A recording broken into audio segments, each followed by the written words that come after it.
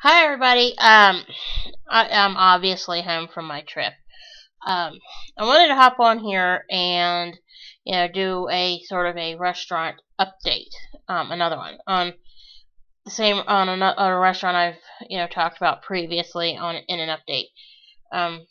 Well, as it turns out, on Friday as I was coming home from work to meet Tony so we could leave, I drove, of course, past Guys and Dolls. Well, no surprise here. It's one of those things where you can't say you didn't see it coming. They have a sign up that says for sale. No shock. I mean, I'm like, you know, I hate to say I wasn't surprised.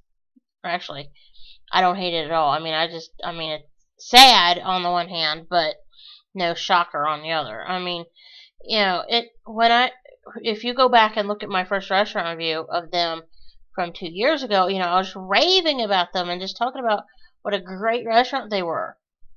Then, they were a great restaurant back then. I still stand by what I said 2 years ago. But unfortunately, between the time I did that restaurant review and, the last time we went, which was last month in June, it had gone downhill like a snowball bound for hell. And, I talked about it at length what went wrong when we went in there and ate.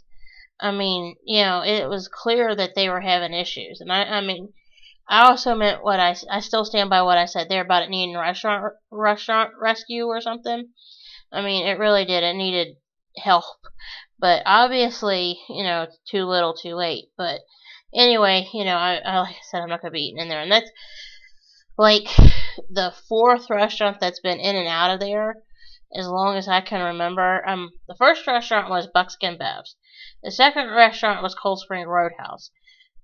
The third restaurant was Stables, and of course the fourth restaurant, now defunct, is Guys and Dolls. It's like that building over there is like a contagion.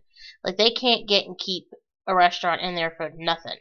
It's like Buckskin Bev's was in there for a good long time. I'd say probably 15 years, maybe something in that neighborhood, 15, 20 years.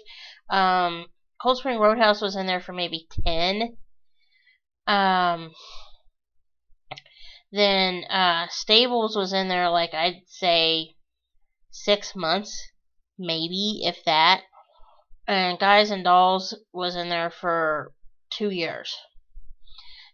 So you can kind of tell, it's like there's like an issue. Well, part of the problem with Guys and Dolls is getting in and out of there. That's a big problem because it's like right literally between two red lights. It's closer to one red light than it is the other, but it's like it's next to impossible to turn left out of there. And it's like considering that it sits on US 27, which I've always said, if you need to turn left, it's always best to go to a red light on US 27 and turn left, because it's an absolute nightmare try to turn left out somewhere.